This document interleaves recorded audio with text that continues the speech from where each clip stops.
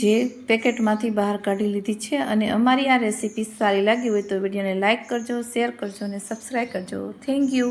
Hello friends, આજે આપણે બનાવીશું ઓરિયો બિસ્કિટમાંથી આઈસ્ક્રીમ અને આ આઈસ્ક્રીમ ફક્ત 5 મિનિટમાં બની જશે અને અહીંયા પણ ગેસનો ચાલુ કર્યા વગર આપણે અહીંયા આઈસ્ક્રીમ એવી બનાવવાના છીએ. ફક્ત 5 મિનિટમાં બની જશે. જ્યારે કોઈ પણ આપણે આઈસ્ક્રીમ ખાવાનું મન થાય તો તમે આવી ઓરિયો બિસ્કિટમાંથી તમે આઈસ્ક્રીમ બનાવી અને બાળકોને અથવા મોટા પણ ખાઈ શકે એટલી ટેસ્ટી અને સારી એવી બને છે. જો પહેલીવાર બનાવતા હોય તો તમે જરૂરથી બનાવજો અને અમારી થોડીક પણ રેસીપી સારી લાગી હોય તો વિડીયોને લાઇક કરજો અને શેર કરજો અને બાજુમાં આપેલી ઘંટી દબાવશો એટલે તમને નવી નવી રેસીપીના નોટિફિકેશન સૌથી પહેલાં જોવા મળશે. ઓરિયો બિસ્કિટ છે તેને આ રીતે ભૂકો કરી લેવાનો છે. અધકચરો એકદમ પાવડર કરવાનો નથી અને અહીંયા કાતરની મદદથી ઉપરનો ભાગ છે તેને આ રીતે ખુલ્લો કરી દેવાનો છે. તો 4 પેકેટને આપણે અહીંયા ખુલ્લા કરી દઈશું અને કાચના ગ્લાસ લેવાના છે. ગ્લાસની અંદર આ રીતે તમે એડ કરી શકો છો અને બધા 4 બિસ્કિટ છે તેને આપણે ગોઠવી દઈશું. અહીંયા કોઈ પણ ખાંડ કે સાકરનો ઉપયોગ કર્યા વગર આ આઈસ્ક્રીમ જોરદાર બની છે અને ફક્ત 5 મિનિટમાં જ આ આઈસ્ક્રીમ તમારી બની જશે. અહીંયા કોઈ પણ વસ્તુ એડ કરવાની જરૂર નથી, ફક્ત દૂધ એડ કરવાની છે અને કાજુ અને પિસ્તા છે એ તમારે એડ કરવા હોય તો કરી શકો છો, નકર ઓપ્શનલ છે. તો અહીંયા આપણે કાજુ અને પિસ્તા છે તેને આ રીતે કટિંગ કરી લઈશું, ઝીણા ઝીણા ચોપ કરી લઈશું.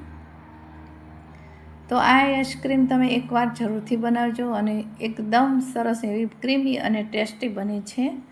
જો પહેલીવાર બનાવતા હોય તો એકવાર જરૂરથી ખાસ બનાવજો અને અમારી રેસીપી થોડીક પણ સારી લાગતી હોય તો બાજુમાં આપેલી ઘંટી છે તેને દબાવશો એટલે નવી નવી રીત જોવા મળશે રેસીપીની. તો અહીંયા આપણે દૂધ છે તે ઉફાળું લેવાનું છે અને એ દૂધને આપણે આ રીતે બિસ્કિટમાં એડ કરી દેવાનું છે. જે ઉપરનો ભાગ ખુલ્લો છે તેને એડ કરવાનો, એ રીતે એડ કરવાનું છે. અહીંયા આપણે કાજુ અને બદામ આપણે ઉપરથી પિસ્તા એડ કરી અને આ રીતે ગાર્નિશ કરીશું. તો આ આઈસ્ક્રીમ ખૂબ જ ટેસ્ટી અને ક્રીમી બને છે. તમે એકવાર જરૂરથી ટ્રાય કરજો. અત્યારે આ જે આઈસ્ક્રીમ છે તે વાયરલ થઈ છે. હવે અહીં આપણે એક ગુલ્ફીની 4 સ્ટીક લગાવી દઈશું.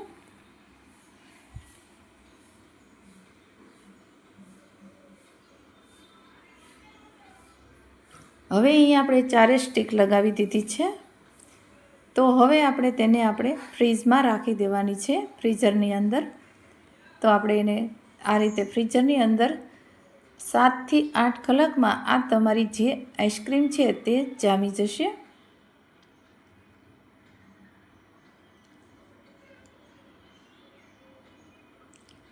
અને આ આઈસ્ક્રીમ ફટાફટ તમારે બની જાય છે. ફક્ત 5 મિનિટમાં જ આ આઈસ્ક્રીમ બની જાય છે ગેસ ચાલુ કર્યા વગર.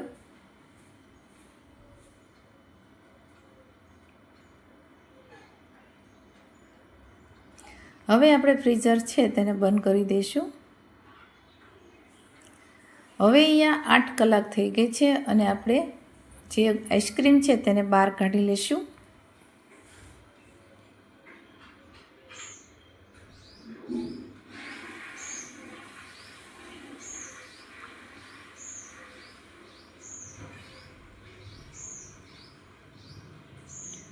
તેને પણ આપણે બંધ કરી દઈશું.